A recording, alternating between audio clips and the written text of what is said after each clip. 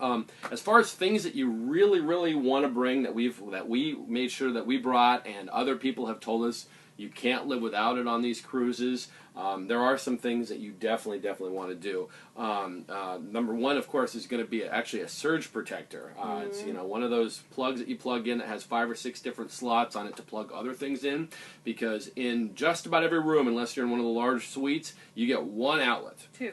Well, 2. Yeah. So two plugs. But none in the bathroom or anything like that. So but they have a nice vanity, girls, so you can sit there and prep to your heart's content, because I take my time.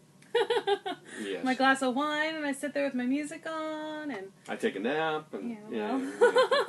But it ends up being pretty good. You got the blow dryer, you got the curling iron, he's got to plug in his razor, there's all sorts charging of the cell phones, and right, so all that you can take pictures or have it for alarms or whatever. So yeah, it's a very good idea. We've definitely been very, very happy we brought ours. Yeah. So that's something you should absolutely put in that suitcase no matter what. Mm-hmm. Also, we brought very large cups, big ones, that you can use to refill.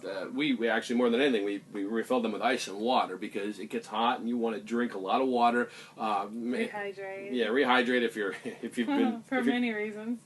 If you've been drinking a lot of alcohol, or if you've been doing a lot of cardio, Playrooms. a lot of cardio, that water's gonna be important. So we have these real big ones, and you can just fill them up anywhere with ice and water. Those are really, really good. Of course, you can put alcohol in them too, or if you have drinks that you made in your room, then you can obviously fill those up too. They don't let you bring hard alcohol onto these ships. They're very, very strict about it. That being said, we've talked to a lot of people that have snuck alcohol on different ways. We're not saying you should. We're not saying you should, because it's one of those things that you could spend a lot of money, buying these. What do they call those? Yeah, you know what they're called. Yeah, anyway, those things that you can basically hide alcohol all over your body or whatever it might be, or in your suitcase. It doesn't look like a container of alcohol. The guys are trained to look for those things, so doesn't mean you're not going to get away with it, but is it worth it then? Because they're just literally going to throw that liquid away, so you won't get to drink it or get it back at the end of the trip. You get it back if it's a closed container. So okay. if you bought a bottle of alcohol and you have not opened it yet, they will confiscate it and give it back to you at the end of the cruise. But if it's actually something that's been opened, or you've put it into a different container, for instance, you decided to empty out your mouthwash and put in a hard vodka in the mouthwash container, and then pour a little bit of green food coloring in it so it looks like that. If you get caught with something like that, then it goes to waste. So you got to see if that's really worth it. But again, the amount of money that you spend on alcohol on these things, I'm not condoning it. You can, however, bring 2 bottles of wine onto the ship with you in your carry-on. Just make sure you bring a corkscrew, or make sure they're screw-on caps, because someone bought us a bottle to bring on and we didn't have a corkscrew. And they charge a $25 fee to uncork it. Or you just make a friend with someone who brought a corkscrew. Yeah. Sorry. You said screw. Something else that's been really, really good, because we live in Seattle, so she drinks coffee like it's going out of style, and it's easy to get coffee here, but you can also get, they have Starbucks on board, but that is an extra charge. So if you don't want to go that route, we actually buy the really big containers of coffee creamer, the powdered coffee creamer, and pour that in there, and she's got the flavored coffee, which is real good. Because he would bring the coffee to the room, and so it was nice that he didn't have to carry coffee and creamer and sugar and all that, and I got a flavored coffee out of it. Yeah. That was something that was really helpful for me. Mm-hmm. Another real important item is a robe. Robes for both of you.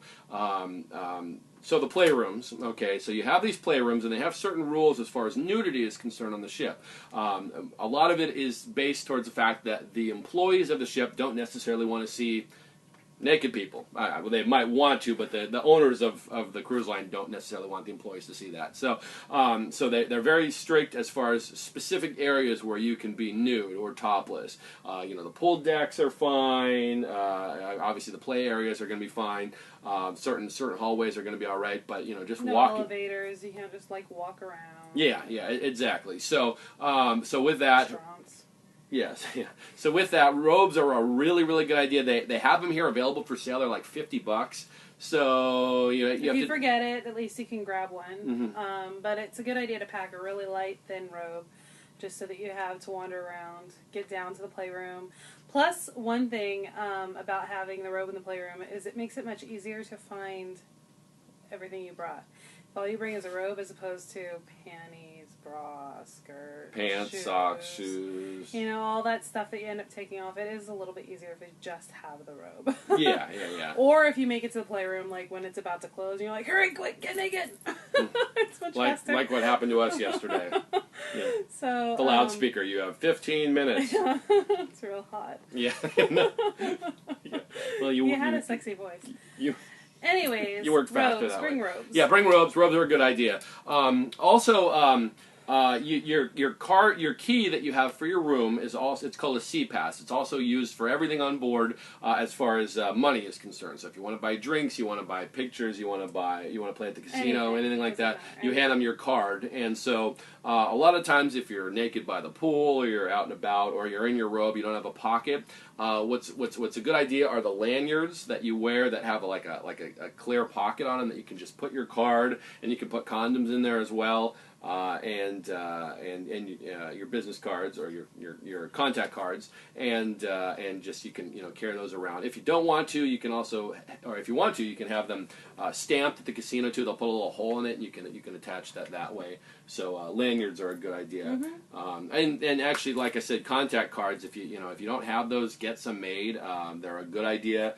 The first day or two we were on the ship, you're meeting so many people that, we handed out, 100 or 150 of them to people that have our name, our room number, all of our contact all of our content, all of our information on all the different websites as far as our username, which by the way is Matt and Bianca on all the different websites.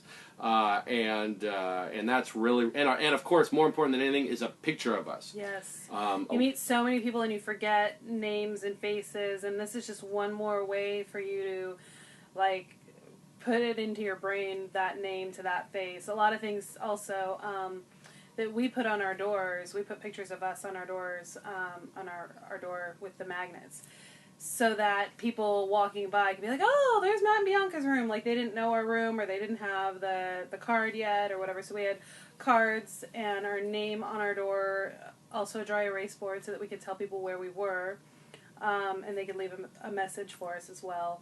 But then the photographs were really important because we'd go to people's doors and we were like, I don't know who's in there. I don't know what room who lives there. I don't know by their names.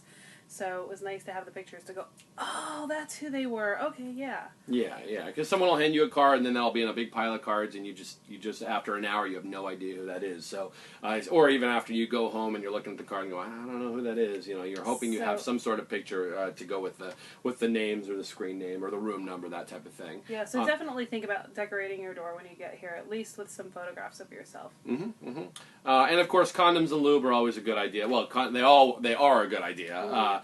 Condoms, you'll probably go through a few, so it's a good idea to get a good box of them. Lube, if you need it.